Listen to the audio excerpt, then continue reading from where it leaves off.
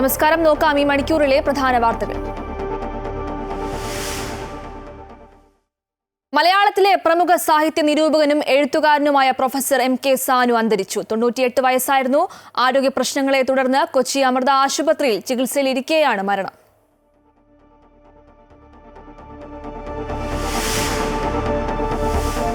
ഛത്തീസ്ഗഡിൽ അറസ്റ്റിലായ മലയാളി കന്യാസ്ത്രീകൾക്ക് മോചനം. ജയിലിൽ നിന്ന് പുറത്തിറങ്ങിയത് 9 ദിവസങ്ങൾക്ക് ശേഷം ഉപാധികളോടെ ജാമ്യം അനുവദിച്ചത് ബിലാസ്പൂർ NIA കോടതി. 2 ആൾ ജാമ്യത്തിന് പുറമെ 50,000 രൂപ കെട്ടിവെക്കണം. പാസ്പോർട്ടും ഹാജരാക്കണം. MP-മാരും BJP നേതാക്കളും ഛത്തീസ്ഗഡിൽ. മതസ്വാതന്ത്ര്യം സംരക്ഷിക്കണമെന്ന് ആർച്ച് ബിഷപ്പ് മാർ ആൻഡ്രൂസ് താഴത്ത്.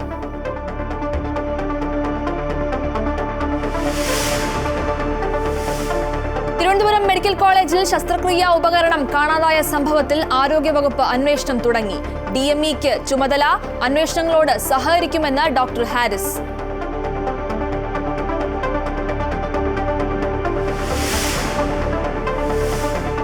മലയാള സിനിമയ്ക്ക് സമഗ്ര നയം ഉണ്ടാക്കാനുള്ള കോൺക്ലേവിന് തലസ്ഥാനത്ത് തുടക്കം. സിനിമയിലെ അമിതമായ വയലൻസ് സമൂഹത്തിന് തെറ്റായ സന്ദേശം നൽകുന്നുവെന്ന് മുഖ്യമന്ത്രി.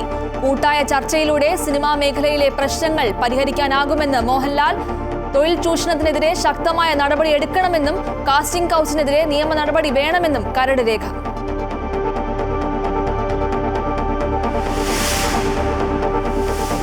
ഇന്ത്യയുടെ ബ്രഹ്മോസ് മിസൈലുകൾ പാകിസ്ഥാന്റെ ഉറക്കം കെടുത്തുന്നുവെന്ന് പ്രധാനമന്ത്രി നരേന്ദ്രമോദി.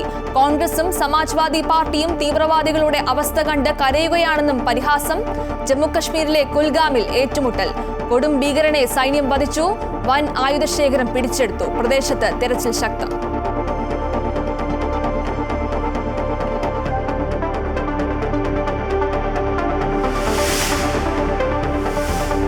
ഇംഗ്ലണ്ടിനെതിരായ 5ാം ടെസ്റ്റിൽ 2ാം ഇന്നിംഗ്സിൽ ഇന്ത്യക്ക് ലീഡ്. യശസ്വി ജയ്സ്വാളിനും ആകാശ് ദീപിനും അർദ്ധ സെഞ്ചുറി.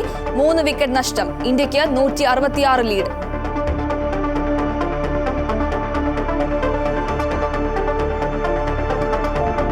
മലയാളത്തിലെ പ്രമുഖ സാഹിത്യ നിരൂപകനും എഴുത്തുകാരനുമായ പ്രൊഫസർ എം കെ സാനു അന്തരിച്ചു. 98 വയസ്സായിരുന്നു.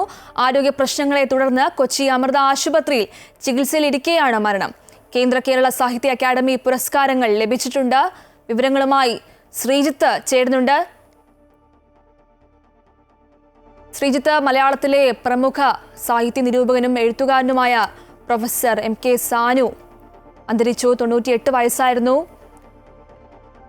ആരോഗ്യ പ്രശ്നങ്ങളെ തുടർന്ന് കൊച്ചി അമൃത ആശുപത്രിയിൽ ചികിത്സയിരിക്കെയാണ് അദ്ദേഹത്തിന്റെ മരണം. കേന്ദ്ര കേരള സാഹിത്യ അക്കാദമി പുരസ്കാരങ്ങൾ ലഭിച്ചിട്ടുണ്ട്.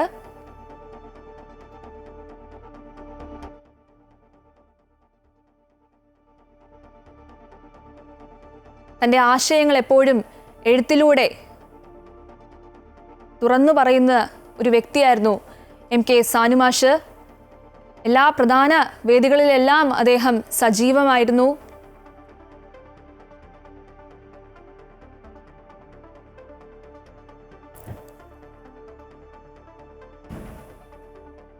ആരോഗ്യ പ്രശ്നങ്ങളെ തുടർന്ന് കൊച്ചി അമൃത ആശുപത്രിയിൽ ചികിത്സയിരിക്കെയാണ് മരണം സംഭവിച്ചത്.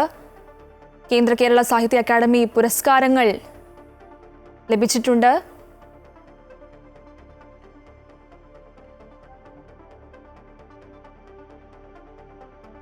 മലയാള സാഹിത്യ ലോകം കണ്ട ഏറ്റവും മികച്ച സാഹിത്യ വിമർശകരിൽ ഒരാളാണ് വിടവാങ്ങിയത്. എഴുത്തുകാരൻ, പ്രഭാഷകൻ, ചിന്തകൻ എന്നിങ്ങനെ വ്യത്യസ്ത തലങ്ങളിൽ അദ്ദേഹത്തിൻ്റെ സംഭാവനകൾ നൽകിയിട്ടുണ്ട്. എപ്പോഴും സ്ത്രീകൾക്ക് വേണ്ടി, സ്ത്രീകളുടെ ഒരു ഉന്നമനത്തിന് വേണ്ടി അദ്ദേഹത്തിൻ്റെ എഴുത്തിലൂടെ, അദ്ദേഹത്തിൻ്റെ കൃതികളിലൂടെ അദ്ദേഹം എപ്പോഴും അദ്ദേഹത്തിൻ്റെ ആശയങ്ങൾ തുറന്നു കാട്ടിയിരുന്നു. വിവരങ്ങളുമായി കിരൺ ചേരുന്നുണ്ട്. കിരൺ, മലയാളത്തിൻ്റെ പ്രിയ എഴുത്തുകാരനെ നമുക്ക് നഷ്ടപ്പെട്ടിരിക്കുന്നു. പ്രൊഫസർ എം കെ സാനുമാഷ് അന്തരിച്ചു എന്നുള്ള വാർത്തകളാണ് പുറത്തു വരുന്നത്. ആരോഗ്യ പ്രശ്നങ്ങളെ തുടർന്ന് കൊച്ചി അമൃത ആശുപത്രിയിൽ ചികിത്സയിലിരിക്കെയാണ് മരണമല്ലേ? ഗോപിക, വൈകിട്ട് 5:30 അദ്ദേഹത്തിന്റെ മരണം സംഭവിച്ചത്. കൊച്ചിയിലെ അമൃത ആശുപത്രിയിൽ ചികിത്സയിൽ കഴിയുകയായിരുന്നു. വാർദ്ധക്യ സഹജമായ അസുഖങ്ങളെ തുടർന്ന് കഴിഞ്ഞ ഏതാനും ദിവസങ്ങൾക്ക് മുമ്പാണ് അദ്ദേഹത്തെ ആശുപത്രിയിൽ അഡ്മിറ്റ് ചെയ്തത്. പിന്നീട് ചികിത്സയിൽ കഴിയുന്നതിനിടയിൽ ഇന്നായിരുന്നു അന്ത്യം സംഭവിച്ചത്. 98 വയസ്സായിരുന്നു. അധ്യാപകൻ, വാഗ്മി, എഴുത്തുകാരൻ, ചിന്തകൻ എന്നീ നിലകളിലെല്ലാം തന്നെ കേരളത്തിന്റെ സാംസ്കാരിക മണ്ഡലത്തിൽ അദ്ദേഹം പ്രശസ്തനായിരുന്നു. 1928 ഒക്ടോബർ 27 ആലപ്പുഴയിലായിരുന്നു അദ്ദേഹത്തിന്റെ ജനനം.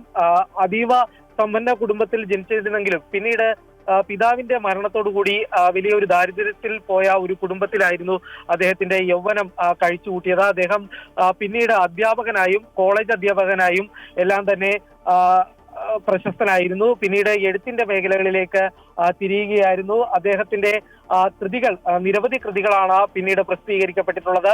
ശ്രീനാരായണ ഗുരുദേവന്റെ ആശയങ്ങളെ പിന്തുടരുന്ന അദ്ദേഹം ഗുരുദേവനെ കുറിച്ചുള്ള പഠനങ്ങളിലും നിരവധി ഗ്രന്ഥങ്ങൾ പ്രസിദ്ധീകരിച്ചിരുന്നു. പിന്നീട് ഇടക്കാലത്ത് എറണാകുളം നിയോജക മണ്ഡലത്തിൽ നിന്നും അദ്ദേഹം നിയമസഭയിലേക്കും എത്തുകയുണ്ടായിരുന്നു. ഇങ്ങനെ രാഷ്ട്രീയ പ്രവർത്തകൻ, നിരീക്ഷകൻ, എഴുത്തുകാരൻ എന്നെല്ലാം തന്നെ ഉള്ള നിലയിൽ വളരെയധികം കേരളത്തിന്റെ സാമൂഹിക മേഖലയിൽ സ്വാധീനം ചെലുത്തിയിരുന്ന വ്യക്തിയായിരുന്നു എം കെ സാനു. അദ്ദേഹത്തിന്റെ നിര്യാണം അല്പസമയം മുമ്പാണ് കൊച്ചിയിലെ അമൃത ആശുപത്രിയിൽ വെച്ച് സംഭവിച്ചത്.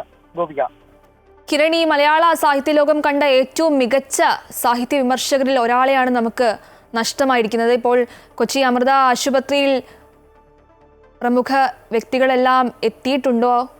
എന്താണ് അത് സംബന്ധിച്ചൊരു വിവരം? ഗോപിക, അല്പസമയം മുമ്പാണ് അദ്ദേഹത്തിന്റെ മരണം സ്ഥിരീകരിച്ചത്. ഇപ്പോൾ അദ്ദേഹത്തിന്റെ കുടുംബാംഗങ്ങൾ മാത്രമാണ് ആശുപത്രിയിലേക്ക് എത്തിയിരിക്കുന്നത്. അല്പസമയത്തിനുള്ളിൽ തന്നെ മറ്റ് ആളുകളും ആശുപത്രിയിലേക്ക് എത്തുമെന്ന് തന്നെയാണ് മനസ്സിലാക്കാൻ സാധിക്കുന്നത്. അദ്ദേഹത്തിന്റെ സംസ്കാരം അടക്കമുള്ള കാര്യങ്ങളിൽ പിന്നീട് മാത്രമായിരിക്കും ഈ ഒരു തീരുമാനമുണ്ടാവുക. അല്പസമയം ആശുപത്രിയിൽ അദ്ദേഹത്തിന്റെ ഭൗതികദേഹം കാണാനായിട്ട് അവസരം ഒരുക്കുന്നുണ്ടാകുക. അത് ആ സമയത്ത് ബന്ധുക്കൾക്കും അദ്ദേഹത്തിന്റെ അടുത്ത സുഹൃത്തുക്കൾക്കും മാത്രമായിരിക്കും കാണാൻ കഴിയുക. പിന്നീട് മോർച്ചറിയിലേക്ക് മാറ്റും. നാളെയോടുകൂടി മാത്രമായിരിക്കും ഈ ഭൗതികദേഹം വിട്ടു നൽകുക എന്നാണ് ഇപ്പോൾ മനസ്സിലാക്കാൻ സാധിക്കുന്നത്. ഏതായാലും നിരവധി ആളുകൾ അദ്ദേഹത്തിന് അന്ത്യോപചാരം അർപ്പിക്കാനായിട്ട് എത്തുമെന്ന് തന്നെ മനസ്സിലാക്കേണ്ടിയിരിക്കുന്നു. കാര്യം അത്രയധികം അദ്ദേഹം കേരളത്തിന്റെ സാംസ്കാരിക മേഖലയിൽ സ്വാധീനം ചെലുത്തിയിരുന്ന ഒരു വ്യക്തിയാണ്. അദ്ദേഹം നിരൂപകനായിരുന്നു, പത്രാധിപകനായിരുന്നു, സാഹിത്യ വിമർശകനായിരുന്നു. ഇങ്ങനെയെല്ലാം തന്നെ വളരെ രീതിയിൽ പ്രശസ്തനായ ഒരു വ്യക്തിയായിരുന്നു അദ്ദേഹം. സ്കൂൾ അധ്യാപകനായി തന്റെ കരിയർ ആരംഭിക്കുകയും പിന്നീട് കോളേജ് അധ്യാപകനായും സാഹിത്യ വിമർശകനുമായൊക്കെ മാറുന്ന അത്തരത്തിൽ വലിയ ഒരു സ്വാധീനം കേരളത്തിന്റെ സാഹിത്യ മണ്ഡലത്തിൽ സ്വാധീനം ചെലുത്തിയിരുന്ന ഒരു വ്യക്തിയാണ്. ഏതായാലും അദ്ദേഹത്തിന് അന്ത്യോപചാരം അർപ്പിക്കാനായിട്ട് നിരവധി പേർ എത്തുമെന്ന് തന്നെയാണ് മനസ്സിലാക്കാൻ സാധിക്കുന്നത്. കഴിഞ്ഞ ദിവസമായിരുന്നു അദ്ദേഹത്തിന് ഒരു അപകടം സംഭവിക്കുന്നത്. അദ്ദേഹം വീട്ടിൽ വെച്ച് മറിഞ്ഞു വീഴുകയും പിന്നീട് ചെറിയ ബുദ്ധിമുട്ടുകൾ, അദ്ദേഹത്തിന്റെ അസ്ഥിയിലടക്കം പൊട്ടലുണ്ടാകുന്ന ഒരു സാഹചര്യം ഉണ്ടായിരുന്നു. ആദ്യം കൊച്ചിയിലെ ഒരു ആശുപത്രിയിൽ പ്രവേശിപ്പിക്കുകയും പിന്നീട് അമൃത ആശുപത്രിയിലേക്ക് മാറ്റുകയുമായിരുന്നു. അദ്ദേഹത്തിന്റെ ഇടുപ്പെല്ലിനായിരുന്നു കഴിഞ്ഞ ദിവസത്തെ അപകടത്തിൽ പൊട്ടൽ സംഭവിച്ചത്. ഇവിടെ ചികിത്സയിൽ കഴിയുന്നതിനിടയിൽ ഈ വാർദ്ധക്യ സഹജമായ അസുഖങ്ങളെ കൂടി തുടർന്നായിരുന്നു അദ്ദേഹത്തിന്റെ മരണം സംഭവിച്ചത്. 98 വയസ്സായിരുന്നു അദ്ദേഹത്തിന് മരണം സംഭവിക്കുമ്പോൾ. ഏതായാലും വലിയ രീതിയിലുള്ള ഒരു നഷ്ടം തന്നെയാണ് കേരളത്തിന്റെ സാംസ്കാരിക മേഖലയിൽ ഉണ്ടായിരിക്കുന്നത്. ഗോപിക. ശരി, കിരണാണ് വിവരങ്ങൾ നൽകിയത്. ഇപ്പോൾ ശ്രീജിത്ത് ചേരുന്നുണ്ട്. ശ്രീജിത്ത്, സാനു മാഷ് എന്ന് പറയുമ്പോൾ നമുക്കറിയാം എല്ലാ പൊതുവേദികളിലും അദ്ദേഹം വലിയൊരു അദ്ദേഹത്തിന്റെ സാന്നിധ്യം എല്ലാ പൊതുവേദികളിലും ഉണ്ടായിരുന്ന ഒരു വ്യക്തിയാണ്. മലയാള സാഹിത്യ ലോകത്തിന് തീരാ നഷ്ടമാണല്ലോ ഇപ്പോൾ ഉണ്ടായിരിക്കുന്നത് അദ്ദേഹത്തിന്റെ വിയോഗത്തിലൂടെ. ഗോപിക, മലയാള സാഹിത്യത്തെ സംബന്ധിച്ചിടത്തോളം അല്ലെങ്കിൽ പ്രഭാഷണ കലയെ സംബന്ധിച്ചിടത്തോളം അത്യുന്നതമായ ഒരു വ്യക്തിത്വമായിരുന്നു സാനു മാഷിൻ്റെത്. പ്രത്യേകിച്ച് മലയാള വിമർശന സാഹിത്യത്തിൽ തനതായ വ്യക്തിമുദ്ര പതിപ്പിച്ച ഒരു അതുല്യ പ്രതിഭ തന്നെയാണ് പ്രൊഫസർ എം കെ സാനു മാഷ്. വലിയൊരു ശിഷ്യ സമ്പത്തിനും അദ്ദേഹം ഉടമയാണ്. ഇപ്പോൾ നമ്മൾ അറിഞ്ഞ പോലെ ദുഃഖകരമായ വാർത്ത 5:35 സംഭവിച്ചിരിക്കുന്നത്. അദ്ദേഹം കഴിഞ്ഞ 25-ാം തീയതി മുതൽ ആശുപത്രിയിൽ, അമൃത ആശുപത്രിയിൽ ചികിത്സയിലായിരുന്നു. നേരത്തെ സൂചിപ്പിച്ചതുപോലെ തെന്നി വീണാണ് അദ്ദേഹത്തിന് അപകടം പറ്റിയത്. പിന്നീട് അദ്ദേഹത്തിന് ശസ്ത്രക്രിയ നടത്തേണ്ട ഒരു സാഹചര്യം ഉണ്ടായി. ശസ്ത്രക്രിയയ്ക്ക് ശേഷം അദ്ദേഹം സുഖം പ്രാപിച്ചു വരവേ അദ്ദേഹത്തിന് ശ്വാസതടസ്സം ഉൾപ്പെടെയുള്ള കഴിഞ്ഞ ദിവസങ്ങളിൽ ബുദ്ധിമുട്ടുകൾ ഉണ്ടാവുകയും ന്യൂമോണിയയിലേക്ക് കടക്കുകയും ചെയ്തപ്പോൾ അദ്ദേഹത്തെ അത്യാഹിത തീവ്രപരിചരണ വിഭാഗത്തിലേക്ക് മാറ്റുകയായിരുന്നു ചെയ്തിരുന്നത്. അദ്ദേഹത്തിനെ തുടർന്ന് അദ്ദേഹത്തിന് ഇന്നലെ മുതൽ അദ്ദേഹത്തിന്റെ ആരോഗ്യനില അല്പം ഗുരുതരമായി തുടരുകയായിരുന്നു. തുടർന്ന് ഇന്ന് വൈകുന്നേരത്തോടു കൂടിയാണ് അന്ത്യം സംഭവിച്ചിരിക്കുന്നത്. എന്തായാലും നിശബ്ദമായൊരു മൗനത്തിന് നൽകുന്ന രൂപശില്പം എന്നൊക്കെയാണ് ഈ സാനിമാഷിന്റെ ഈ ഒരു സാഹിത്യ സഞ്ചാരത്തെ വിശേഷിപ്പിക്കാനുള്ളത്. കാരണം വളരെ വസ്തുനിഷ്ഠമായി അദ്ദേഹം ഒരു ആത്മപരിശോധനയോടുകൂടി ആ ഒരു തലത്തിൽ നിന്നുകൊണ്ടാണ് സാഹിത്യത്തെ കണ്ടുകൊണ്ടിരുന്നത്. പ്രത്യേകിച്ച് വലിയ ജീവചരിത്രങ്ങൾ, പ്രത്യേകിച്ച് മലയാള സാഹിത്യത്തിലെ വിവിധ സ്ഥലങ്ങളിൽ അദ്ദേഹം കടന്നുപോയിട്ടുണ്ട്. അദ്ദേഹം അധ്യാപകൻ എന്നുള്ള അദ്ദേഹത്തെ ജീവിതത്തെ സംബന്ധിച്ചിടത്തോളം വലിയൊരു ജീവിതചര്യ തന്നെയായി മാറിയിരുന്നു. 1983 അദ്ദേഹം മഹാരാജാസ് കോളേജിൽ നിന്ന്. ശ്രീജിത്ത് തുടരുക. ഇപ്പോൾ സാഹിത്യകാരൻ ജോർജ് ഓണക്കൂർ നമ്മളോടൊപ്പം ചേരുന്നുണ്ട്. ശ്രീ ജോർജ് ഓണക്കൂർ, മലയാള സാഹിത്യ ലോകത്തിന് തീരാ നഷ്ടമാണ് ഇപ്പോൾ ഉണ്ടായിരിക്കുന്നത്. എങ്ങനെയാണ് അദ്ദേഹത്തിന്റെ വിയോഗത്തെ അങ്ങ് നോക്കിക്കാണുന്നത്? ഞാനും തമ്മിലുള്ള ബന്ധത്തിനൊരു അരനൂറ്റാണ്ടില്ല അതിനപ്പുറത്തേക്ക് വഴക്കമുണ്ടെന്നാണ് എനിക്ക് തോന്നുന്നത്. കാരണം ഞാൻ ചങ്ങനാശ്ശേരി കോളേജിൽ പഠിക്കുമ്പോൾ മാഷ് അവിടെ വന്നിട്ട് ഒരു ഗസ്റ്റ് ആയിട്ട് വന്ന് ഞങ്ങളെ കേരള ഹിസ്റ്ററി പഠിപ്പിച്ചിട്ടുണ്ട്. ഞാൻ MA പഠിക്കുമ്പോഴാണ്. അവിടെ തൊട്ടുള്ളൊരു ബന്ധം വളരെ സുദൃഢമായ ബന്ധമായിരുന്നു മാഷ് ഞാനും തമ്മിലുണ്ടായിരുന്നത്. ഒട്ടേറെ യോഗങ്ങളിൽ ഞങ്ങൾ ഒരുമിച്ച് പങ്കെടുത്തിട്ടുണ്ട്. പിന്നെ സമാനമായ ചില ആദർശ അല്ലെങ്കിൽ ചിന്താഗതികൾ പുലർത്തുവാൻ കഴിഞ്ഞു എന്നുള്ളത് ഞാൻ ഓർക്കുന്നു. കാരണം മാഷയുടെ ഒരു മഹത്വം, ആശയങ്ങളിലുള്ളൊരു ദാർഢ്യം, സത്യങ്ങൾ തുറന്നു പറയാനുള്ളൊരു തന്റേടം, അതുപോലെ തന്നെ കേരളീയ പാരമ്പര്യങ്ങളോടും നമ്മുടെ മഹത്തായിട്ടുള്ള ഇന്ത്യൻ സംസ്കൃതിയോടുമുള്ള മാഷയുടെ ഒരു ആഴമേറിയ ബന്ധം പുലർത്തുമ്പോൾ തന്നെ പുരോഗമനപരമായ വീക്ഷണം എപ്പോഴും പുലർത്തിയിരുന്ന ഒരു മഹാശയനാണ് മാഷ്. എന്റെ ഒരു പുസ്തകത്തിന് മാഷ് അവതാരിക എഴുതിയിട്ടുണ്ട്. സാഹിത്യ സമീപനം എന്ന വിമർശ ഗ്രന്ഥത്തിന് അല്ലെങ്കിൽ വിമർശ ലേഖനങ്ങളുടെ സമാഹാരത്തിന് അവതാരിക എഴുതിയത് മാഷാണ് എന്നുള്ളത് ഞാൻ ഈ അവസരത്തിൽ നന്ദിയോടുകൂടി ഓർമ്മിക്കുന്നു. എറണാകുളത്തെ കാരക്കാമുറിയിലുള്ള സന്ധ്യ എന്ന വീട്ടിൽ, മാഷിന്റെ വീട്ടിൽ പലതവണ ആതിഥ്യം സ്വീകരിക്കാനുള്ള മഹാഭാഗ്യവും എനിക്ക് ഉണ്ടായിട്ടുണ്ട്. ഒട്ടേറെ വേദികൾ, ചർച്ചാ സന്ദർഭങ്ങൾ, അതുപോലെ തന്നെ ഗുരുശിഷ്യ ബന്ധത്തിന്റെ ഒരു നല്ല മാതൃക വേണമെങ്കിൽ പറയാവുന്ന വിധത്തിൽ അധികം എന്നെ പഠിപ്പിച്ചിട്ടില്ല എങ്കിലും മാഷുമായിട്ടുള്ള എന്റെ ബന്ധം വളരെ ദൃഢമായിരുന്നു. അതുപോലെ ആശയഗതികളുള്ള പൊരുത്തം വളരെ കൃത്യമായി ഞാൻ ഓർമ്മിക്കുന്നുണ്ട്. എനിക്ക് അതിധന്യമായ ആ ജീവിതത്തിന്റെ മുമ്പിൽ വളരെ വിനയപൂർവ്വം ഞാൻ നിൽക്കുന്നു. ഇപ്പോ ഒരു മീറ്റിംഗ് ഞാൻ തിരുവനന്തപുരത്ത് പങ്കെടുത്തുകൊണ്ടിരിക്കുമ്പോഴാണ് യാദൃശ്ചികമായി മീഡിയയിൽ നിന്ന് മാഷിന്റെ വിയോഗ വാർത്ത ഞാൻ കേൾക്കുന്നത്. എനിക്കിത് കുറച്ച് താങ്ങാവുന്നതിൽ അപ്പുറമാണ് എന്ന വികാരപരമായിട്ട് ഈ സന്ദർഭത്തിൽ ഞാൻ പറഞ്ഞുകൊള്ളട്ടെ. മാഷയുടെ വിയോഗത്തിൽ എന്റെ ദുഃഖം, എന്റെ സങ്കടം, തീരാത്ത ദുഃഖം ഞാൻ ഈ അവസരത്തിൽ അറിയിക്കുകയാണ്. ശ്രീ ജോർജ് ഓണക്കൂർ, മലയാള സാഹിത്യ ലോകത്തിലെ നിരൂപണത്തിന് തന്നെ പുതിയൊരു വഴി തെളിയിച്ച വ്യക്തിയായിരുന്നു MK സാനു എന്ന് പറയുമ്പോൾ, അപ്പോൾ ആ മാഷിന്റെ വിയോഗത്തെ താങ്കൾ എങ്ങനെയാണ് അനുസ്മരിക്കുന്നത്? എനിക്ക് മാഷായിട്ട് എങ്ങനെ ബന്ധം വരുന്നതെന്ന് വെച്ചാല്, ഞാൻ കൂത്താട്ടുളംകാരനാണ്. CJ തോമസ്, പ്രശസ്ത നാടകകൃത്തും നിരൂപകനുമായ CJ തോമസ്, M ഗോവിന്ദൻ അതിനു മുമ്പ്, അങ്ങനെയുള്ള മഹാശയന്മാർ നമ്മുടെ സാഹിത്യത്തിലെ വേറൊരു ശാഖയാണ് അവർ. സ്വതന്ത്രമായ ചിന്തയുടെ അല്ലെങ്കിൽ വേറിട്ട ഒരു പ്രത്യേക ഒരു ഗ്രൂപ്പോ അല്ലെങ്കിൽ ഒരു രാഷ്ട്രീയ വേദിയോ ഒക്കെ ചേർന്ന് നിൽക്കാതെ സ്വതന്ത്രമായിട്ടുള്ള അഭിപ്രായങ്ങൾ പ്രകടിപ്പിച്ചിരുന്ന മഹത്തുക്കളാണ് M ഗോവിന്ദൻ അല്ലെങ്കിൽ സാനുമാഷ്, CJ തോമസ്, അങ്ങനെയുള്ള മഹാ വ്യക്തികൾ. എനിക്ക് തോന്നുന്നു ആ പരമ്പരയിൽ ഇനിയിപ്പോ ആരെങ്കിലും അവശേഷിക്കുന്നുണ്ടോ എന്ന് ചോദിച്ചാൽ അത് ചൂണ്ടിക്കാണിക്കാനായിട്ട് സാധിക്കുകയില്ല. അങ്ങനെ സ്വതന്ത്ര ചിന്തയുടെ വിപ്ലവകരമായ ഒരു മനസ്സിന്റെ ഉടമയായിരുന്ന പ്രിയപ്പെട്ട സ്വന്തം MK സാനു മാഷ്. ആ സാനു എന്നുള്ള പേര് പോലും വളരെ യുണീക്കാണ്, പ്രത്യേകതയുള്ളതാണ് എന്ന് ഞാൻ ഓർക്കുന്നു. ഒരു സ്നേഹത്തിന്റെ ഒരു താഴ്വാരമാണ് മാഷ്. എല്ലാം ഹൃദയത്തോട് ചേർത്ത് പിടിക്കുന്ന മഹാവ്യക്തിത്വം. ആ എഴുത്തുകളൊക്കെ ഞാൻ ഓർക്കുന്നുണ്ട്. ഓരോന്നും ഓർത്തെടുത്ത് പറയാൻ എനിക്ക് ഇഷ്ടമാണ്. ഇത്തരം ഒരു സന്ദർഭമല്ലല്ലോ അതിനെ വിചാരിച്ചിട്ട് ഞാൻ അങ്ങോട്ട് തുനിയുന്നില്ല, അത് മാത്രമേ ഉള്ളൂ. ഒടുവിൽ MB പോളിനെ കുറിച്ച് അല്ലെങ്കിൽ CJ തോമസിനെ കുറിച്ച് ഒക്കെ ഗവേഷണ പഠനങ്ങൾ നടത്തുമ്പോൾ അതിനെല്ലാം മാർഗദർശനമായിട്ട് നിന്നത് സാനു മാഷാണ് എന്നുള്ളത് ഞാൻ ഈ അവസരത്തിൽ നന്ദിയോടുകൂടി ഓർക്കുകയാണ്.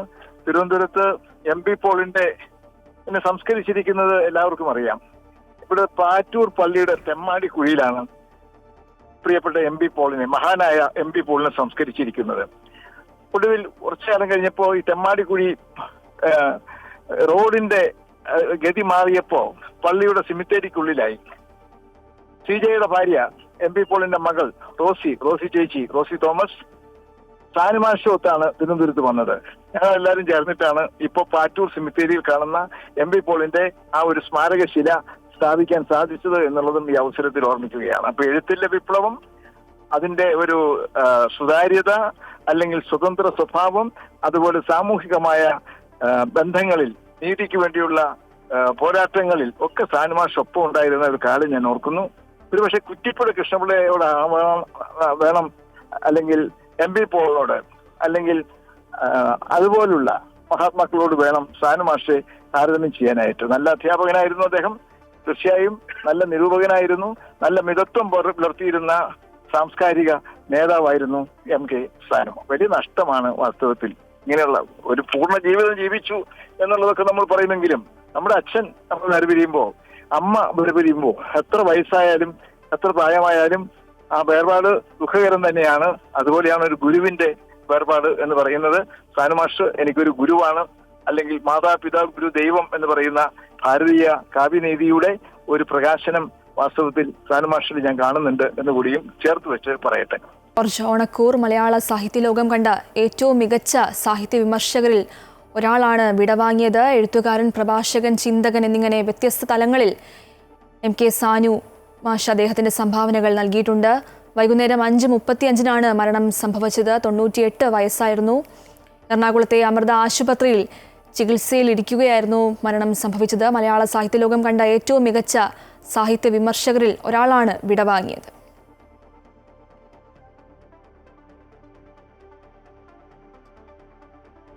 ശ്രീജിത്ത്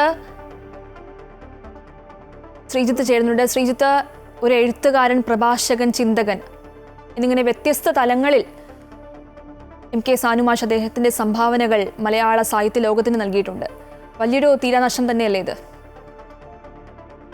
തീർച്ചയായിട്ടും ഗോപിക, ഒരു കള്ളിയിൽ മാത്രം ഒതുക്കാൻ കഴിയുന്ന ഒരു സാഹിത്യ പ്രവർത്തനമായിരുന്നില്ല അദ്ദേഹത്തിൻ്റെത്. നിരൂപകൻ, വിമർശകൻ, ജീവചരിത്ര ഗ്രന്ഥകാരൻ, പ്രഭാഷകൻ, അധ്യാപകൻ, അങ്ങനെ നിരവധി വേദികളിൽ അദ്ദേഹം തന്റെ മലയാള സാഹിത്യത്തോടും ഒപ്പം സംസ്കാരത്തോടുമുള്ള തന്റെ അഭിനിവേശവും അല്ലെങ്കിൽ ചിന്താഗതികളും നൽകി മൂല്യവത്തായ സന്ദേശങ്ങൾ പകർന്നു നൽകിയിട്ടുണ്ട്.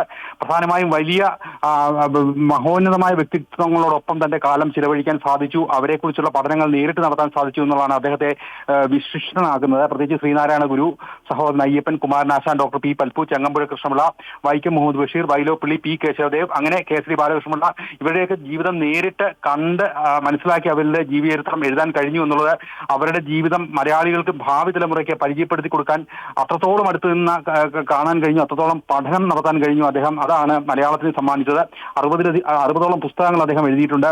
മണ്ണിന്റെ ഗുണം, രാജവീതി, എന്റെ വഴിയമ്പലങ്ങൾ, എഴുത്തിന്റെ നാനാർത്ഥങ്ങൾ, തുറന്ന ജാലകം, അനുഭവങ്ങൾ, പ്രത്യാശകൾ തുടങ്ങി 60ലധികം പുസ്തകങ്ങൾ ഈ കഴിഞ്ഞ കാലഘട്ടത്തിൽ അദ്ദേഹം എഴുതി. 98 വയസ്സുവരെ ഒരാളെയും ഈ ഏറ്റവും അവസാന കാലഘട്ടത്തിൽ എന്ന് പറയുമ്പോൾ പോലും അദ്ദേഹത്തിന് അങ്ങനെ നിർജീവമായൊരു കാലഘട്ടം ഉണ്ടായിരുന്നില്ല. ഞാൻ ഓർക്കാണ്, കഴിഞ്ഞ കർക്കിടക മാസവുമായി ബന്ധപ്പെട്ട് അദ്ദേഹത്തെ ഈ കഴിഞ്ഞ ആഴ്ച അദ്ദേഹത്തെ പോയി കാണുകയുണ്ട്. എന്ത് പത്രപ്രവർത്തകരാകട്ടെ, മാധ്യമപ്രവർത്തകരാകട്ടെ, കോളേജ് വിദ്യാർത്ഥികളാവട്ടെ, അധ്യാപകരാകട്ടെ, എല്ലാവരും ആ സന്ധ്യ എന്ന കാരക്കാമുറിയിലെ വീട് എപ്പോഴും തുറന്നു കിടക്കുകയായിരുന്നു. കോവിഡ് സമയത്ത് പോലും ഞാൻ ഓർക്കുകയാണ്, ഒരിക്കലും ആ വാതിൽ കൊട്ടിയടയ്ക്കപ്പെട്ടിട്ടില്ല. എന്താവശ്യത്തിന് നമ്മൾ ചെന്നാലും പ്രഭാഷണത്തിനാവട്ടെ ഉടനടി ഒരു ഷർട്ടുമിട്ട് ഇറങ്ങി വരുന്ന ഒരു സ്വഭാവമായിരുന്നു അദ്ദേഹത്തിന്. അതേ കുറിപ്പുകൾ തയ്യാറാക്കാതെ ദീർഘമായ പ്രഭാഷണങ്ങൾ, ആഴത്തിലുള്ള പ്രഭാഷണങ്ങൾ അദ്ദേഹം നടത്തിയിരുന്നു. അവസാന ദിവസം സമയത്ത് പോലും കർക്കിടകവുമായി ബന്ധപ്പെട്ട മലയാളത്തിന്റെ ബന്ധങ്ങളെക്കുറിച്ച് അദ്ദേഹം അമൃത ടെലിവിഷനോട് പ്രതികരിച്ചിരുന്നു, പഴയ ഓർമ്മകൾ പങ്കുവച്ചിരുന്നു. അങ്ങനെ എല്ലാവർക്കും ചെന്നു ചേരാനോ അല്ലെങ്കിൽ അദ്ദേഹത്തിന്റെ സാമീപ്യം അനുഭവിക്കാൻ കഴിഞ്ഞിരുന്ന ഒരു വ്യക്തിത്വമായിരുന്നു. അദ്ദേഹത്തെ പ്രായം ഒരു ഘട്ടത്തിലും അലട്ടിയിരുന്നില്ല. 98 വയസ്സായി അന്തരിച്ചു എന്ന് പറയുമ്പോൾ സാധാരണ ഒരു വാർദ്ധക്യ സഹജമായ ഒരു രോഗം മൂലം ഒരാൾ അവശത അനുഭവിച്ചു ആണ് എന്നുള്ള രീതിയിലാണ്. പക്ഷേ എറണാകുളത്തെ വൈകുന്നേരത്തെ വേദികളിൽ എല്ലാ സാഹിത്യ സദസ്സുകളിലും ഒരാഴ്ച ഏറ്റവും കുറഞ്ഞത് 2-3 സാഹിത്യ സദസ്സുകളിലെങ്കിലും മണിക്കൂറുകളോളം അദ്ദേഹം പ്രസംഗിക്കാൻ എത്തുമായിരുന്നു. ഈ കർക്കിടകത്തിൽ അതിനുശേഷവും കർക്കിടകം 1-ാം തീയതി പോലും തുടരുക. ഇപ്പോൾ കവിയും ഗാനരചയിതാവുമായ പ്രഭാവർമ്മ അമൃത ടിവിക്കൊപ്പം ചേരുന്നുണ്ട്. പ്രഭാവർമ്മ, എങ്ങനെയാണ് സാനുമാഷിന്റെ വിയോഗത്തെ താങ്കൾ അനുസ്മരിക്കുന്നത്?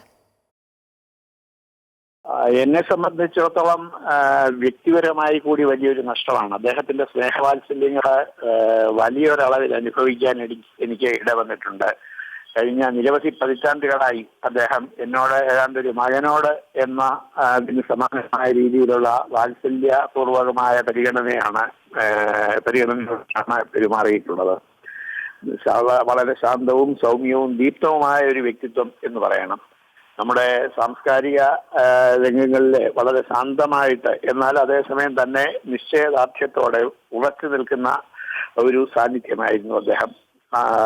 നിരൂപകൻ എന്ന നിലയില്, പണ്ഡിതൻ എന്ന നിലയില്, പ്രഭാഷകൻ എന്ന നിലയില്, വളരെ ജനകീയനായിട്ടുള്ള പൊതുപ്രവർത്തകൻ എന്ന നിലയില്, നിസ്വാർത്ഥനായ സാമൂഹ്യ സേവകൻ എന്ന നിലയില്, അങ്ങനെ സമാനതയില്ലാത്ത തരത്തിൽ നമ്മുടെ സാമൂഹ്യ ജീവിതത്തിന്റെ മുഖ്യധാരയിലൂടെ അങ്ങനെ ഒഴുകിപ്പോരുകയായിരുന്നു അദ്ദേഹം. നിരവധി തലമുറകളെ അദ്ദേഹം പഠിപ്പിച്ചു. ആ പഠിപ്പിച്ചവരെല്ലാം ആ ക്ലാസ്സുകളിൽ ഇരുന്നവരിലെല്ലാം തന്നെ അദ്ദേഹം വലിയൊരു ചൈതന്യമായിട്ട് അങ്ങനെ നിറഞ്ഞ് നിൽക്കുകയും ചെയ്തു എന്ന് നമുക്കറിയാം. അദ്ദേഹത്തിന്റെ വലിയ ഒരു സംഭാവനയുടെ മേഖല എന്ന് പറയുന്നത് ജീവചരിത്ര രചനയുടെ രംഗത്താണ്. അദ്ദേഹം ആരെക്കുറിച്ച് ഉള്ള ജീവചരിത്രം തയ്യാറാക്കിയോ ആ വ്യക്തിയുടെ അതിനെ കടന്നു നിൽക്കുന്ന ഒരു ജീവചരിത്രം നമ്മുടെ ഭാഷയിലില്ല എന്ന് പറയാം. അത് കുമാരനാശാന്റെ കാര്യത്തിലായാലും ശരി, ശ്രീനാരായണ ഗുരുവിന്റെ കാര്യത്തിലായാലും ശരി. അദ്ദേഹത്തിന്റെ വളരെ ശ്രദ്ധേയമായിട്ടുള്ള സംഭാവനകൾ അതേപോലെ തന്നെ സാഹിത്യ നിരൂപണ രംഗത്തുണ്ട്. വളരെ മൗലികമായിട്ടുള്ള ചിന്തയുടെ തെളിവെളിച്ചം പ്രസരിപ്പിക്കുന്ന രീതിയിലുള്ള ഇടപെടലുകളാണ് സാഹിത്യ രംഗത്തുണ്ട് അദ്ദേഹത്തിൻ്റെതായിട്ടുണ്ടായിട്ടുള്ളത്. ഒരു ഖണ്ഡന വിമർശനത്തിന്റെ രംഗത്തേക്ക് അദ്ദേഹം കടന്നില്ല. ഒരു മന്ദ സമീകരണനെ പോലെ ഇങ്ങനെ നമ്മെ തഴുകി ഒഴുകുന്ന വിധത്തിലുള്ള ഒരു ആസ്വാദനപക്ഷ നിരൂപണത്തിനായിരുന്നു അദ്ദേഹം പ്രാമുഖ്യം നൽകിയിരുന്നത്. അതുകൊണ്ട് തന്നെ ഓരോ കൃതിയെയും കൂടുതൽ ഗാഠമായി മനസ്സിലാക്കുന്നതിന് അനുവാചകനെ പ്രേരിപ്പിക്കുന്ന തരത്തിലുള്ള രചനാ രീതിയായിരുന്നു അദ്ദേഹത്തിൻ്റെതായി മലയാള ഭാഷയ്ക്ക് ലഭിച്ചത്. അത് സത്യത്തിൽ നമ്മുടെ നിരൂപണത്തിലെ ഒരു പ്രസ്ഥാനത്തിന്റെ ആരംഭം കുറിച്ച കാര്യമാണെന്ന് കൂടി പറയാമെന്ന് എനിക്ക് തോന്നുകയാണ്. നന്ദി ശ്രീ പ്രഭാവർമ്മ അമൃത വാർത്തകളോടൊപ്പം പ്രതികരിച്ചതിന്. പ്രഭാഷകൻ, ചിന്തകൻ, എഴുത്തുകാരൻ എന്നിങ്ങനെ വ്യത്യസ്ത തലങ്ങളിൽ സാനുമാഷ് അദ്ദേഹത്തിന്റെ സംഭാവനകൾ നൽകിയിട്ടുണ്ട്. മലയാള സാഹിത്യ ലോകത്തിന് തീരാ നഷ്ടമാണ് ഉണ്ടായിരിക്കുന്നത്. മഹാരാജാസ് കോളേജ് ഉൾപ്പെടെയുള്ള സംസ്ഥാനത്തെ വിവിധ കോളേജുകളിൽ അധ്യാപകനായി പ്രവർത്തിച്ചിട്ടുണ്ട്. 1987 എറണാകുളത്തിന്റെ MLA ആയും സേവനം അനുഷ്ഠിച്ചിട്ടുണ്ട്. കേന്ദ്ര സാഹിത്യ അക്കാദമി പുരസ്കാരം, കേരള സാഹിത്യ അക്കാദമി പുരസ്കാരം, വയലാർ അവാർഡ്, എഴുത്തച്ഛൻ പുരസ്കാരം ഉൾപ്പെടെ നിരവധി അവാർഡുകളും അദ്ദേഹം നേടിയിട്ടുണ്ട്.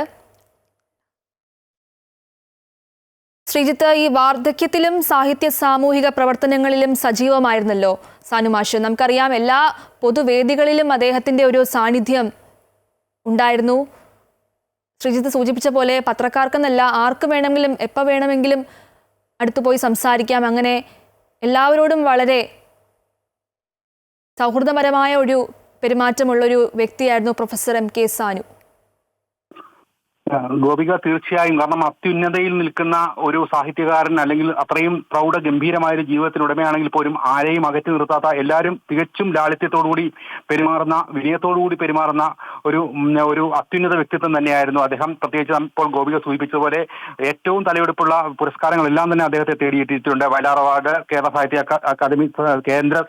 അക്കാദമി അവാർഡുകൾ, എഴുത്തച്ഛൻ പുരസ്കാരം, Abu Dhabi award, PK Parameswaran Nair സ്മാരക പുരസ്കാരം, പത്മപ്രഭ പുരസ്കാരം, ഇങ്ങനെ നിരവധി പുരസ്കാരങ്ങൾ തേടിയിട്ടുണ്ട്. ഇത് തന്നെ അദ്ദേഹത്തിന്റെ ജീവിതത്തിലെ ഒരു രസകരമായ പല കാര്യങ്ങളും നമുക്ക് നോക്കുമ്പോൾ അദ്ദേഹം പല വഴികളിലൂടെ കടന്നു വന്നിട്ടുള്ള ആളാണ്. അദ്ദേഹം ആദ്യം ST കോളേജിൽ ആലപ്പുഴയിലാണ് അദ്ദേഹത്തിന്റെ ജന്മം. ST കോളേജിൽ പഠിക്കുന്ന സമയത്ത് അദ്ദേഹം ആധ്യാത്മിക വഴിയിലേക്ക് സഞ്ചരിക്കാനുള്ള ത്വര അദ്ദേഹത്തിന്റെ ചെറുപ്പകാലത്ത് തന്നെ ഉണ്ടായിരുന്നു. പിന്നീട് അദ്ദേഹം അവിടെ ഒരു പാനൽ സ്വതന്ത്രമായി നിന്ന് കോളേജ് ചെയർമാനായി വിജയിച്ചിട്ടുണ്ട്. പിന്നീട് അദ്ദേഹം നേരത്തെ ഇപ്പോൾ സൂചിപ്പിച്ചപ്പോൾ ഓർക്കുകയാണ്, 1987 നിയമസഭാ തെരഞ്ഞെടുപ്പിൽ അദ്ദേഹം MLA ആയിട്ടുണ്ട്. പ്രത്യേകിച്ച് സാനുമാഷിനെ കുറിച്ച് അറിയുമ്പോൾ പഴയ ആളുകൾക്ക് മാത്രം ഓർമ്മയിലുള്ള കാര്യമാണ് അദ്ദേഹത്തിന് രാഷ്ട്രീയ ജീവിതം കൂടി ഉണ്ടായിരുന്നു എന്നുള്ള കാര്യം. കോൺഗ്രസിന്റെ കുത്തക സീറ്റായ എറണാകുളത്ത് അദ്ദേഹം AL ജേക്കബിനെ 10,000-ലധികം വോട്ടിന്റെ ഭൂരിപക്ഷത്തിലാണ് അന്ന് തോൽപ്പിച്ച് MLA ആയത്. പക്ഷേ അദ്ദേഹത്തിന് പിന്നീട് അത് മനസ്സിലായി, തന്റെ ജീവിതം രാഷ്ട്രീയ ജീവിതമല്ല, തനിക്ക് എന്തെങ്കിലും ചെയ്യാൻ കഴിയുന്ന എഴുത്തിലും പ്രസംഗത്തിലും അധ്യാപനത്തിലുമാണ് എന്ന് തിരിച്ചറിഞ്ഞ ശേഷം അദ്ദേഹത്തോട് വീണ്ടും മത്സരിക്കാൻ ആവശ്യപ്പെട്ടപ്പോൾ അദ്ദേഹം അതിൽ നിന്ന് ഒഴിഞ്ഞു മാറി തന്റെ മേഖല ഇതാണ് എന്ന് കരുതി അദ്ദേഹം മാറുകയായിരുന്നു. ഇതിൽ നിന്ന് ഏറ്റവും പ്രധാനപ്പെട്ട കാര്യം, അദ്ദേഹം ഒരു ഇടതുപക്ഷ സഹയാത്രികനാണെന്ന് പറയുമ്പോഴും കോൺഗ്രസിന്റെ വേദികളിലും BJPയുടെ വേദികളിലും എന്നില്ല, എല്ലാ വേദികളിലും അദ്ദേഹത്തിന്റെ സാന്നിധ്യം സദാ ഉണ്ടായിരുന്നു എന്നുള്ളതാണ് ഏറ്റവും പ്രധാനപ്പെട്ട കാര്യം. സുരേഷ് ഗോപി ഉൾപ്പെടെയുള്ളവർ തന്റെ മാതാവിനെ സാനുമാഷിന്റെ ശിഷ്യയാണ് എന്നുൾപ്പെടെയുള്ള കാര്യങ്ങൾ അദ്ദേഹം വന്ന അനുഗ്രഹം വാങ്ങുകയും അങ്ങനെ ഇന്ന രാഷ്ട്രീയക്കാരൻ ഇന്ന രീതിയിലുള്ള ചിന്താധാരയിൽ പ്രവർത്തിക്കുന്ന ആൾ അങ്ങനെ ഒന്നുമില്ലായിരുന്നു. സാനുമാഷ് എല്ലാവർക്കും പ്രാപ്തനായിരുന്നു. എല്ലാ വേദികളിലും അദ്ദേഹം ഉണ്ടായിരുന്നു. ഒരു മതം, ഒരു സമുദായം, ഒരു രാഷ്ട്രീയം ഒന്നും അദ്ദേഹത്തെ തളച്ചിട്ടില്ല. ഇതുമായി ബന്ധപ്പെട്ട ഒരേ രീതിയിൽ അദ്ദേഹം കമ്മ്യൂണിസത്തിന്റെയും കോൺഗ്രസിന്റെയും സംഘപരിവാർ പ്രസ്ഥാനങ്ങളുടെയും ഒക്കെ വേദികളിൽ അദ്ദേഹം സജീവമായി പങ്കാളിത്തം വഹിക്കുന്നു. അവിടെയൊക്കെ തന്നെ തന്റെ ചിന്തയുടെ മൂല്യമാണ് അദ്ദേഹം ഉയർത്തിപ്പിടിച്ചത്. അങ്ങനെ പ്രത്യേകിച്ച് മധ്യകേരളത്തിന്റെ ഒരു സാഹിത്യ നിറത്തിലെ ഒരു തിളങ്ങുന്ന നക്ഷത്രമായി തന്നെ അദ്ദേഹം വിരാജിക്കുകയായിരുന്നു. ഈ ആശുപത്രിയിലാകുന്നതിന് ദിവസങ്ങൾക്ക് മുമ്പ് വരെ അദ്ദേഹം പൊതുപരിപാടികളിൽ ഉൾപ്പെടെ പങ്കെടുത്തിരുന്നു എന്നുള്ളതാണ് അദ്ദേഹത്തിന്റെ ആ ജീവിതത്തിന്റെ ചൈതന്യം ഏറ്റവും വ്യക്തമാക്കുന്നത്. അദ്ദേഹത്തിന്റെ പേര് പോലെ ഏറ്റവും നേരത്തെ ഓണക്കൂർ സാർ പറഞ്ഞ പോലെ സാനു എന്ന പദത്തിന്റെ അർത്ഥം താഴ്വര എന്നും സൂര്യൻ നിന്നും വിദ്വാൻ എന്നും ഒക്കെയുള്ള അർത്ഥമാണ്. അതിനൊക്കെ സാഹിത്യവും കലയും നാടകവും സോഷ്യലിസവും ജനാധിപത്യവും സാഹോദര്യവും ഒക്കെയായി ബന്ധപ്പെട്ട് നിൽക്കുന്ന ഒരു പേരിനോട് തന്നെ സാമീപ്യമുള്ള ആളാണ്. അദ്ദേഹത്തിന്റെ ജീവിതം ഒട്ടാകെ ആ ഒരു ജീവിതത്തിന്റെ ചിന്തകളെല്ലാം തന്നെ ആ രീതിയിൽ ആണ് സഞ്ചരിച്ചുകൊണ്ടിരുന്നത്. ഏറ്റവും പ്രധാനം വിദ്യാർത്ഥികളോട്, അന്നത്തെ കാലത്തേക്ക് വിദ്യാർത്ഥികളോട് അല്പം ഗൗരവ സ്വഭാവത്തിലുള്ള അധ്യാപകർ നിലനിന്നിരുന്ന കാലത്ത് ഏറ്റവും വിദ്യാർത്ഥികളുടെ സ്നേഹ ബഹുമാനങ്ങൾക്ക് പാത്രി ഭവിച്ച ഒരു അധ്യാപകനായിരുന്നു അദ്ദേഹം. അന്ന് തന്നെ അനുവാചക മനസ്സുകളെ കീഴടക്കുന്ന ഒരു സാഹിത്യകാരൻ കൂടിയായിരുന്നു. അതുകൊണ്ട് തന്നെ ശരി, ശ്രീജിത്താണ് വിവരങ്ങൾ നൽകിയത്. മലയാളത്തിലെ പ്രമുഖ സാഹിത്യ നിരൂപകനും എഴുത്തുകാരനുമായ പ്രൊഫസർ MK സാനു അന്തരിച്ചു. 98 വയസ്സായിരുന്നു. ആരോഗ്യ പ്രശ്നങ്ങളെ തുടർന്ന് കൊച്ചി അമൃത ആശുപത്രിയിൽ ചികിത്സയിലിരിക്കെയാണ് മരണം. എഴുത്തുകാരനും അധ്യാപകനും പ്രഭാഷകനും സാഹിത്യ നിരൂപകനുമായ മലയാള സാഹിത്യ നഭസിൽ 8 പതിറ്റാണ്ടായി ചേർന്ന് നിന്ന പേരാണ് പ്രൊഫസർ MK സാനുവിൻ്റേത്. 1928 ഒക്ടോബർ 27 ആലപ്പുഴ തുമ്പോളിയിൽ മംഗളത്ത് തറവാട്ടിലെ MC കേശവൻ KP ഭവാനി ദമ്പതികളുടെ മകനായാണ് അദ്ദേഹം ജനിച്ചത്. അധ്യാപകൻ, നിരൂപകൻ, സാമൂഹിക ചിന്തകൻ, പത്രാധിപർ, പൊതുപ്രവർത്തകൻ, പ്രഭാഷകൻ എന്നിങ്ങനെ ബഹുതലങ്ങളിൽ അദ്ദേഹം തന്റെ കയ്യൊപ്പ് പതിപ്പിച്ചു. മലയാളത്തെ തൊട്ടറിഞ്ഞ എഴുത്തിലൂടെ, ആഴമുള്ള പഠനങ്ങളിലൂടെ, ചിന്തോദ്ദീപകമായ പ്രഭാഷണങ്ങളിലൂടെ മലയാളി മനസ്സുകളിൽ പ്രകാശമായി നിന്ന 98 വർഷങ്ങൾ. 1928 ഒക്ടോബർ 27 ആലപ്പുഴ തുമ്പോളിയിൽ സമ്പന്ന കുടുംബത്തിലായിരുന്നു MK സാനുവിൻ്റെ ജനനം. നവോത്ഥാന മുന്നേറ്റത്തിനൊപ്പം അണിചേർന്ന ജീവിതമായിരുന്നു സാനുമാഷിൻ്റേത്. കുട്ടിക്കാലത്ത് അച്ഛൻ സമ്മാനിച്ച ടോൾസ്റ്റോയുടെ കഥാസമാഹാരത്തിൽ നിന്ന് ഒരു മനുഷ്യന് എത്ര ഭൂമി വേണം എന്ന തലക്കെട്ടിൽ കഥ പരിഭാഷപ്പെടുത്തി സ്കൂളിലെ കയ്യെഴുത്ത് മാസികയിൽ പ്രസിദ്ധീകരിച്ചുകൊണ്ടാണ് MK സാനു സാഹിത്യ ജീവിതത്തിന് തുടക്കമിട്ടത്. ഇൻ്റർമീഡിയറ്റ് പാസ്സായപ്പോൾ ആധ്യാത്മികതയിലേക്ക് വഴിതിരിഞ്ഞ MK സാനുവിനെ അധ്യാപനത്തിലേക്ക് വഴിതിരിച്ചുവിട്ടത് Alappuzha Sanmarga Deepika English medium school headmaster ആയിരുന്ന KK പത്മനാഭൻ നായർ ആയിരുന്നു. അദ്ദേഹത്തിൻ്റെ നിർബന്ധത്തിന് വഴങ്ങിയാണ് അധ്യാപന ജോലി ഏറ്റെടുത്തത്. പ്രസംഗകലയിൽ തനത് ശൈലിക്ക് ഉടമയാണ് സാനുമാഷ്. CP രാമസ്വാമി അയ്യരുടെ തിരുവിതാംകൂർ വാദം ശക്തിപ്പെട്ടപ്പോൾ അതിനെതിരെ പ്രതികരിച്ചാണ് MK സാനു ആദ്യമായി പ്രസംഗവേദിയിലെത്തുന്നത്. ആലപ്പുഴ ST കോളേജിൽ പഠിക്കുമ്പോൾ ഇടതുപക്ഷ വിദ്യാർത്ഥി സംഘടനയുടെ ശക്തി കേന്ദ്രത്തിൽ അവരുടെ പാനലിനെതിരെ MK സാനുവിൻ്റെ നേതൃത്വത്തിൽ സ്വതന്ത്ര പാനലിൽ ചെയർമാനായി മത്സരിച്ച് വിജയിച്ച ചരിത്രവും MK സാനുവിനുണ്ട്. വിദ്യാർത്ഥികളെ സ്നേഹം കൊണ്ട് കീഴ്പ്പെടുത്തിയ അധ്യാപകൻ, സാഹിത്യ സൃഷ്ടികളുടെ അകവും പുറവും കൃത്യമായി വിശകലനം ചെയ്യുന്ന നിരൂപകൻ, സാഹിത്യകാരൻ, പ്രഭാഷകൻ എന്നീ നിലകളിലെല്ലാം സാനുമാഷ് വ്യക്തിമുദ്ര പതിപ്പിച്ചു. Kollam SN college, Ernakulam Maharajas college, Thalassery Brennen college, Nattakam government college എന്നിവിടങ്ങളിൽ അധ്യാപകനായി പ്രവർത്തിച്ചു. 1983 എറണാകുളം മഹാരാജാസ് കോളേജിൽ അധ്യാപക ജോലിയിൽ നിന്ന് വിരമിച്ചെങ്കിലും അവസാന ശ്വാസം വരെ അതൊരു നിയോഗമായി കണ്ട് പ്രവർത്തിച്ചു. Sree Narayana Guru, Sahodaran Ayyappan, Kumaranasan, doctor P Palpu, Changampuzha Krishnapillai, Vaikom Muhammad Basheer, Vyloppilli, P Kesavadev, Kesari Balakrishnapillai തുടങ്ങിയ മഹാരഥന്മാരുൾപ്പെടെ മലയാളത്തിൽ ഏറ്റവുമധികം ജീവചരിത്ര ഗ്രന്ഥങ്ങൾ രചിച്ചതും സാനുമാഷാണ്.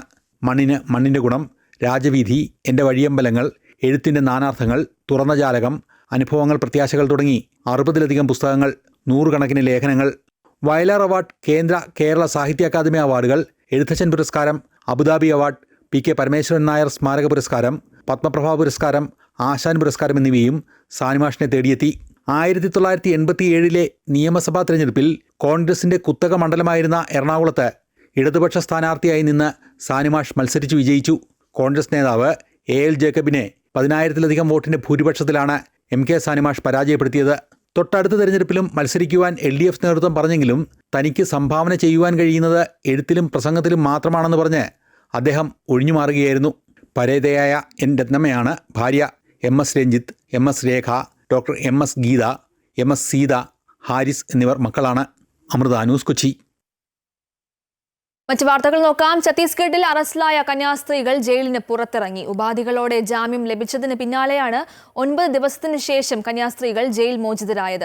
കേരളത്തിൽ നിന്നുള്ള കോൺഗ്രസ്, ഇടത് എംപിമാരും MLA-മാരും BJP നേതാക്കളും ജയിലിന് മുമ്പിൽ കന്യാസ്ത്രീകളെ സ്വീകരിക്കുന്നതിനായി ബന്ധുക്കൾക്കും മറ്റ് കന്യാസ്ത്രീകൾക്കുമൊപ്പം നിലയുറപ്പിച്ചിരുന്നു. ഭരണഘടനാ അനുകൂല മുദ്രാവാക്യം മുഴക്കിയാണ് കന്യാസ്ത്രീമാരെ സ്വീകരിച്ചത്. സമീപത്തെ കന്യാസ്ത്രീ മഠത്തിലേക്കാണ് ഇവർ പോകുന്നത്. ഇവിടെയായിരിക്കും ഇനി കന്യാസ്ത്രീമാർ ഉണ്ടാവുക.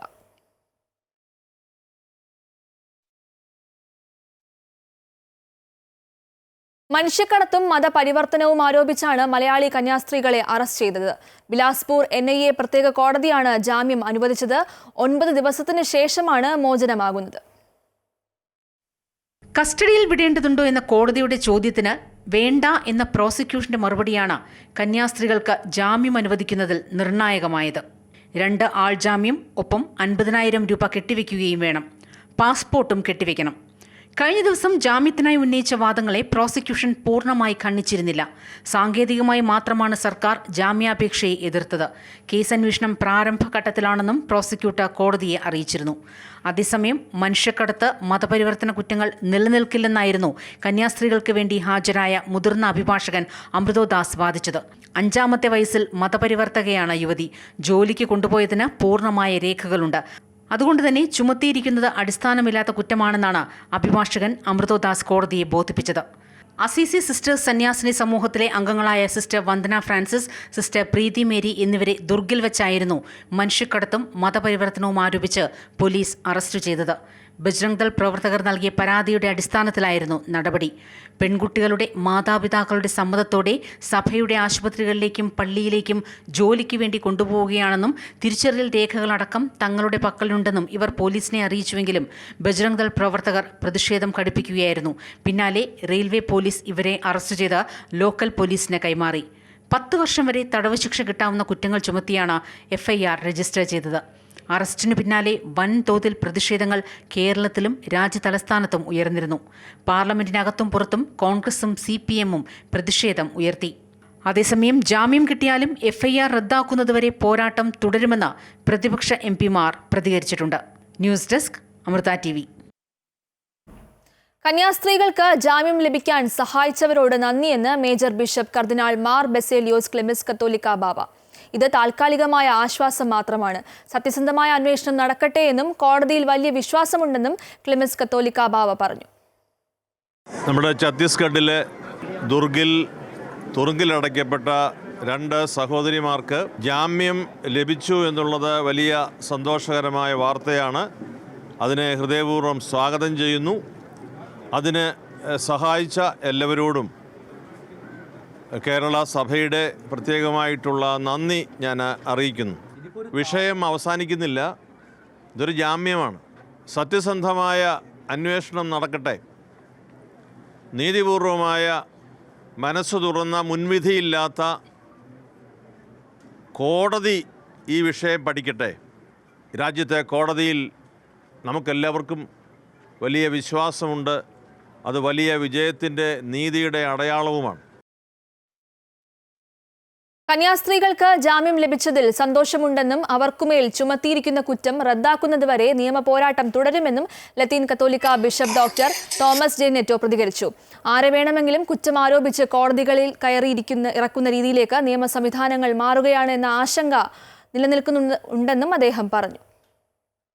വളരെ സന്തോഷപ്രദമായ, ആശ്വാസപ്രദമായ വാർത്തയാണ് ഈ സമ്മേളനം കഴിഞ്ഞ് ഇറങ്ങുമ്പോൾ മനസ്സിലാകുന്നത്. പക്ഷേ ഞങ്ങളുടെ ആശങ്ക തീരുന്നില്ല. സഹോദരിമാർ തടവറയിൽ നിന്ന് പുറത്ത് ആകുന്നു എന്നുള്ളതിനേക്കാൾ ഉപരിയായി അവരുടെ മേൽ ആരോപിക്കപ്പെട്ട അന്യായമായ, ഗൗരവതരമായ കുറ്റാരോപണങ്ങൾ, അതിൽ നിന്ന് അവരെ വിടുതൽ നൽകുന്നതിനുള്ള എത്രയും വേഗത്തിലുള്ള നടപടികൾ ആരംഭിക്കേണ്ടതുണ്ട്. മാത്രമല്ല, ആരെ വേണമെങ്കിലും മനുഷ്യക്കടത്ത് പോലുള്ള അന്യായമായ, വസ്തുതയ്ക്ക് നിരക്കാത്ത ആരോപണങ്ങൾ ഉന്നയിച്ച് NIA പോലുള്ള കോടതികളിലേക്ക് കയറി ഇറങ്ങുന്ന ഒരു രീതിയിലേക്ക് നമ്മുടെ രാജ്യത്തിൻ്റെ നിയമ സംവിധാനങ്ങൾ മാറുകയാണോ എന്നുള്ള ആശങ്ക എല്ലാ ന്യൂനപക്ഷങ്ങൾക്കുമുണ്ട്.